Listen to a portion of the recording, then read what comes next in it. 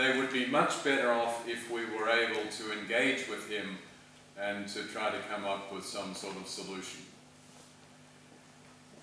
You've then got separate agencies like UNICEF, and Professor Piarroux has himself been supported significantly by UNICEF, which is an agency that is less politically invested and more genuinely concerned about the health and the well-being of the people in Haiti. And so it can take a quite different approach from that adopted particularly by the political authorities within the UN context. I want to move then to talk about the challenges of gaining some sort of accountability, to use the English word. I don't know if it's comptabilité is not, what does one say in French? Is there a rendre compte? Okay. So in the English language, at least, the concept of accountability is central to human rights. That's what it's all about, is holding a government to account, rendre compte.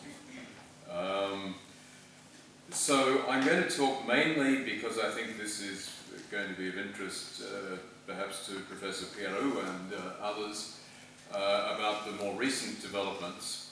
But first of all, we need just to look at the different actors that promote accountability. You've got, first of all, the scientific community, and that's what Professor Piarroux has been talking all about. The role that key scientists can play in establishing the facts and limiting the options that policymakers should have. That role was, of course, greatly complicated in the UN context by the appointment in 2011 of this panel of independent experts.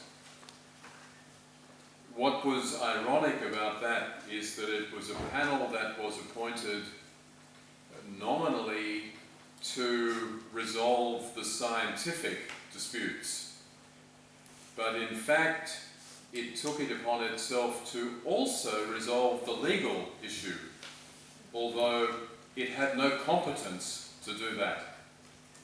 It would be like Piarroux, Frerichs and others putting forward a legal opinion.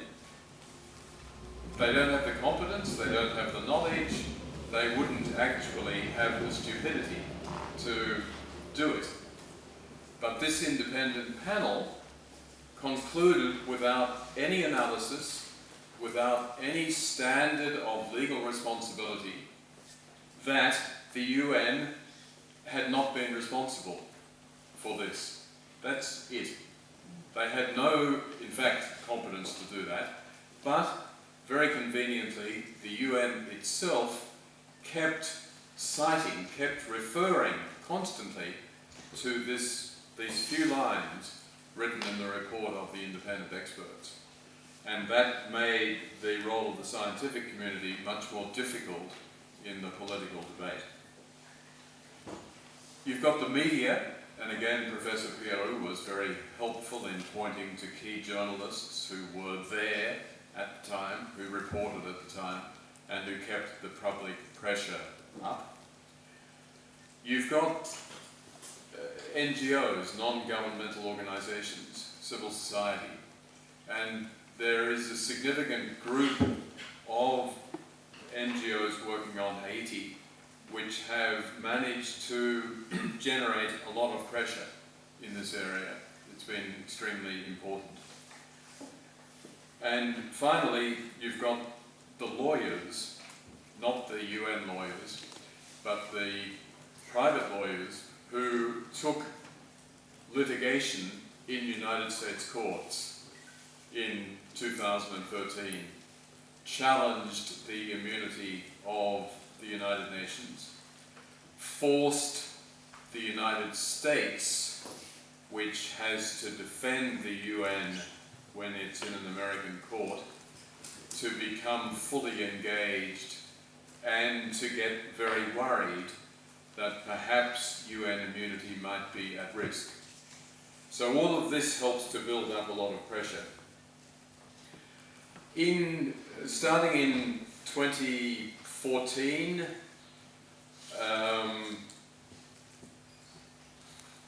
a group of what I call special rapporteurs. You may know this system, but it's the system that I represent. In the United Nations Human Rights Council, much of the work is done by independent experts who are appointed as special rapporteurs. I guess the one who comes to mind most quickly is Louis Joinet, who has played the role of Rapporteur spécial in the UN context as a Frenchman and played a very important role, but there are many others. In 2014, 4 special rapporteurs dealing with Haiti, the expert on Haiti, dealing with health, with water and sanitation, and housing, challenged the UN on this position in relation to Haiti. The UN sent a letter back. This is all done in a very bureaucratic, diplomatic way, an exchange of letters. They then followed up with another letter in 2015 where I became a part of the team, and so then there were 5 of us, 5 special rapporteurs, and we sent a much tougher letter, a more legal letter to the UN this time, and we ended by calling for a discussion within the UN. I should say, and I think this is interesting in fact, that the special rapporteurs are independent, but they operate with the assistance and the advice of the Office of the High Commissioner for Human Rights in Geneva. And the unofficial advice from the office was, don't do this, forget about it. It's impossible. There's going to be no change in UN policy, and you will make people very angry, so don't do it. We didn't take that advice, and instead we wrote this letter. And what followed then was a long debate within the UN internally. Should we respond to the rapporteurs or should we not? And there wasn't a response until in January of 2016, I organized a meeting with the UN Secretary General, with Ban Ki-moon, and it was to discuss a different issue. But I indicated in advance to his staff that I would also want to discuss Haiti. And in that meeting, I was diplomatic, insofar as an Australian can be diplomatic. C'est pas facile. And I suggested to him that this problem of Haiti was a big responsibility for his legacy, for what people would think about him when he finished being Secretary General at the end of 2016. And I told him that I thought that there were possible ways out of the dilemma if we could talk about it. He said to me, as he says to everyone, thank you very much for coming. I will certainly think about what you have told me. In fact, it seems he did think about it. And in, I think it was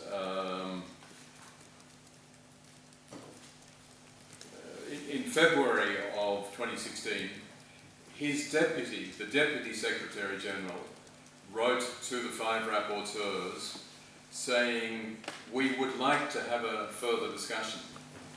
I agreed to have what is called a non-meeting. How do you say that in French? C'est la même chose. It's better in English. It sounds better in English. What is it? Is it non-meeting? Okay. So in English also there is a non-paper. So I'm giving now to Renaud a non-paper, which means that it's not official. And if someone says, Piarroux, where's that paper you got from Alston? He would say, no, I know nothing.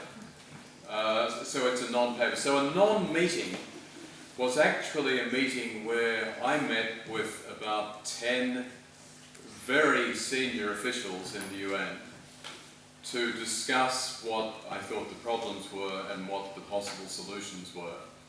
But the agreement was that nothing would ever be said about that meeting. I discovered, and this was the purpose of it, that then reopened the debate within the UN, which had until then been closed down, mainly by the legal office. And people started talking, and many people said, we are very uncomfortable with the position, we disagree with it, we think that there should be a solution. And so these were the internal debates. At that stage, I informed the UN that I would do a full report on the subject unless there was an initiative coming from the Secretary General. And I essentially set a deadline and said that if I hear something by June of last year, then I will not do my report because I was keen to encourage a diplomatic solution. It didn't happen. I got some responses, they were completely unsatisfactory and uninteresting. And so I told the UN that I was going to go ahead and do a report. I submitted the draft of my report on the day it was due, which was the 4th of August. And suddenly I got a note back from the Office of the High Commissioner saying, oh, you can't do this. This is too critical. And anyway, you have to send it to New York so that they can comment on it before you submit it officially. And I said, fine, that's okay. They're very welcome to comment. So my report went off and I set a deadline. The deadline was August 19. I said if I haven't received a response by August 19, my report is submitted and that's it, finished. I happened to be on mission in Beijing, in fact in my capacity as special rapporteur, and I was stuck in traffic, which is what one does for most of the time in Beijing. And some of my colleagues in this big van that we were in said, so have you got a response from the UN on Haiti yet? And I said, no, I don't think so, but I took my mobile phone and had a look, and there was an email from a friend from Human Rights Watch, basically, saying, congratulations, Philip, and he had attached the front page of the New York Times. And the front page of the New York Times announced in a very roundabout way that in response, that first of all my report had been leaked, which I knew. I was told about a week earlier, the journalist contacted me, said, "Can we talk about your report?" And I said, "What report?" And he said, "I have seen it." And I said, "Sorry, I can't talk." He then wrote back and said, "Well, just private talk." "Sorry, no private talk." "Well, just off the record." And I wrote back a third time and said, "No comment until the report is published." But it meant that it was going to be in the press very quickly. And so what happened, in fact, was that the UN, which had spent much of the year talking about this with me internally and so on, then suddenly reversed course, and they announced that the UN was going to adopt a whole, quote, new approach to this issue. And it was going to include consultation with the victims. It was going to include some sort of financial assistance to the victims. And all of this was a complete reversal of the position. But, well, let me say another 5 minutes, is that okay? Yeah? So, first of all, just on my report, I think some of you have read it, presumably in the French translation. If you're trying to influence the UN or trying to influence a government, you have to decide how you're going to write a report. And you can try to be very soft. To give a silly example, I could turn to Renaud and I could say, I think that doctors in your situation always work under great pressure, and I understand that you might have made a mistake.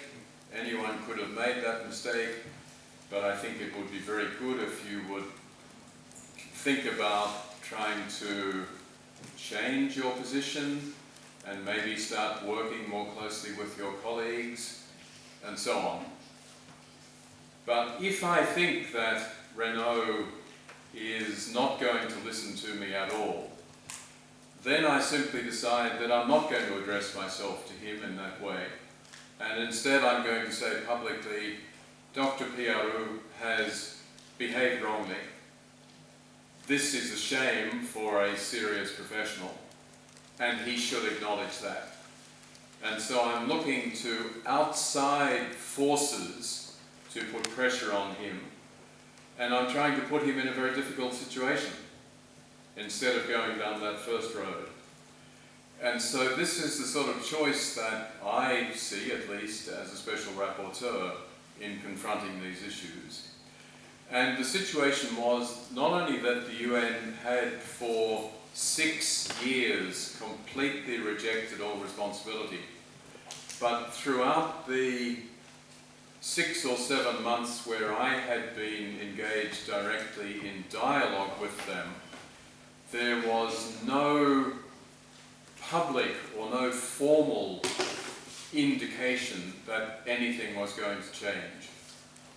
And so I thought it was essential to be confrontational, to take it to public opinion, to take it to governments, but also, and this is the nature of my report, to try to actually address the specific concerns that governments had. Why were they refusing? It was going to cost too much? I said no, it didn't need to. It was going to set a bad legal precedent? I said no, it could actually be a very good legal precedent. And so on. I went through the different arguments that they would have.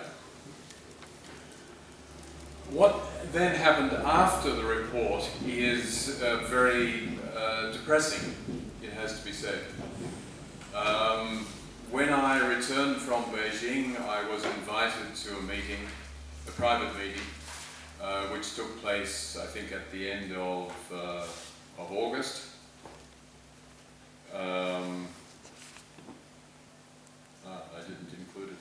I think it was the end of August, where I met, interestingly enough, with the Secretary General and the Deputy Secretary General, and no one else, just the three of us. And that's unusual in the UN. Normally you have all sorts of staff who attend. We had a very good discussion, very frank. But it already became clear to me that the Secretary General was not prepared to act against the advice of the Office of Legal Affairs. And the Office of Legal Affairs was simply saying, no, we are not going to accept responsibility. And so when I said the most important first thing for you to do would be to make an apology, he said, I would love to make an apology, but I don't think they'll let me. And what happened from then on was internal politics, which I tried to contribute to through various communications to the Deputy Secretary General. But ultimately I lost badly. And so, in fact, the Office of Legal Affairs won. But again, as Professor Piarroux has said, the apology that he made was ridiculous. Basically, I'm sorry that, as we say in bad English, I'm sorry that shit happened. That's what he said. He didn't say, I made shit happen. He just said, I'm sorry it happened. And that has no meaning. Unfortunately, it was taken as a genuine apology by many people, and it is accepted in the mainstream media today that the UN apologized for bringing cholera to Haiti. It did not apologize. It has not accepted responsibility, and that's where things remain. I want to make two final points. I then started to ask myself, why would the Office of Legal Affairs insist on taking a position which I genuinely believed was immoral, counter to the law, and completely counter to the interests of the UN, not to mention the victims? And the answer that came up was essentially pressure from the United States, but reinforced by the French and the British and other key players. And so then I had to ask myself, well, why does the US take this position? It doesn't seem logical to me. And so I then arranged various meetings. I met with the second US ambassador to the UN. The first wouldn't meet with me, Samantha Power. I met with officials in the State Department. I met with officials in the National Security Council in Washington. And you know what they told me about the US position? They told me nothing. An absolute refusal to discuss, to provide any justification. And what was bizarre was that combined with the fact that the Office of Legal Affairs in the UN itself never made available the legal opinion. And it is not actually clear to me that there is a legal opinion. It is quite possible that they simply made up this position as they were going along, and as they needed to include something in letters to special rapporteurs.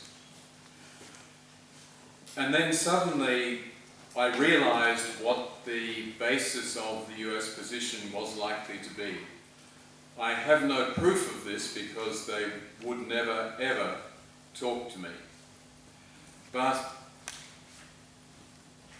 I'm not an American lawyer, even though I teach at an American law school.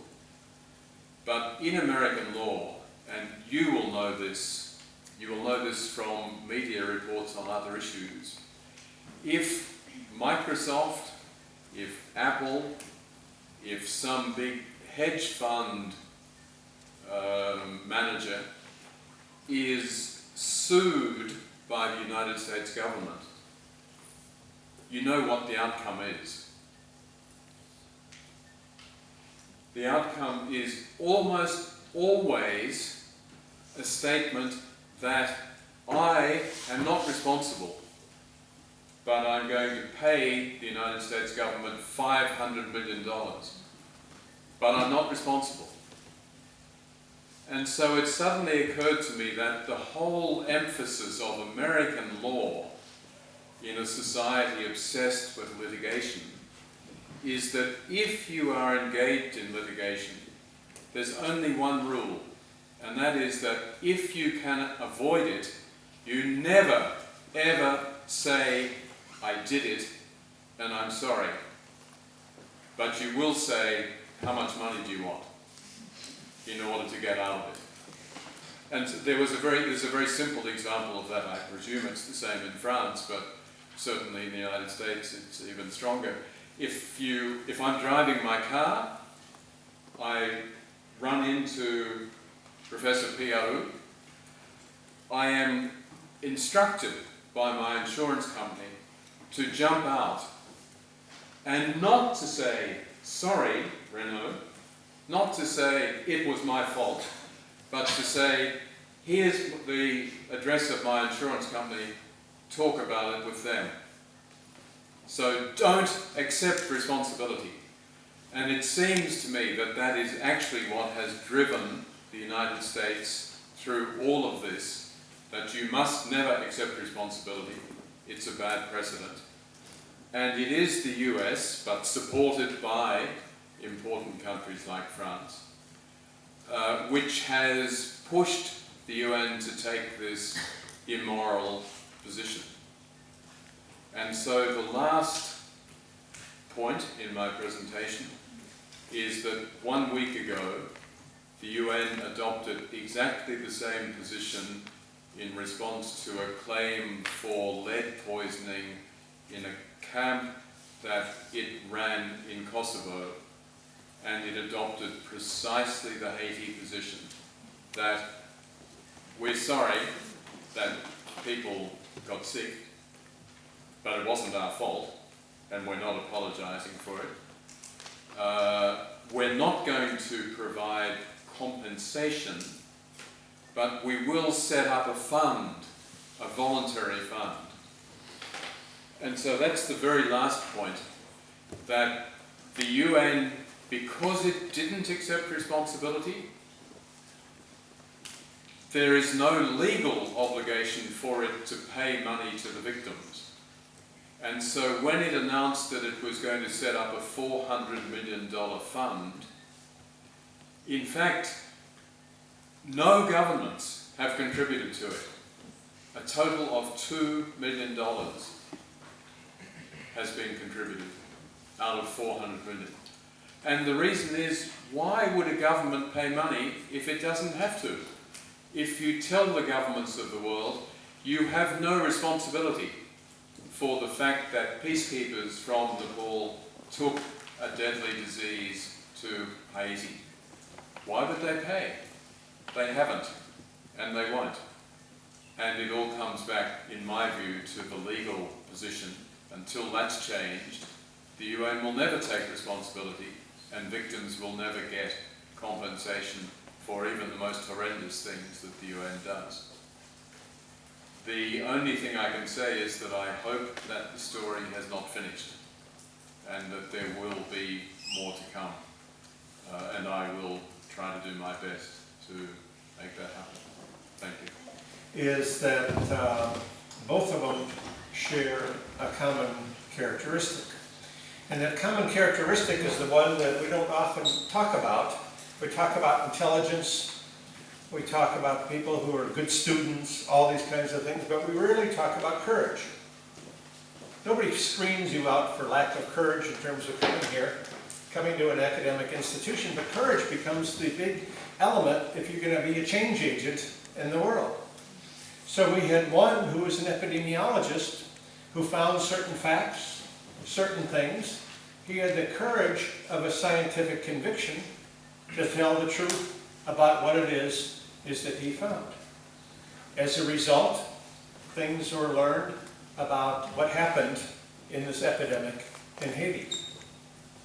The other individual who showed extreme courage was Philip Alston, who as a lawyer looked at things from a slightly different angle, but as a human rights lawyer, there was a basic element to his views that came to the fore when confronted with the political realities that perhaps he should keep quiet, he should not speak up, he should keep this undercover. You notice he didn't. He also showed remarkable courage, but his courage to being consistent with what he knows about law, the same as Renaud Piarroux had the courage of what he knows to be consistent about what he knows about epidemiology. So I thought it was a remarkable presentation, two presentations today, of two gentlemen who have unusual qualities that are worth understanding and emulating.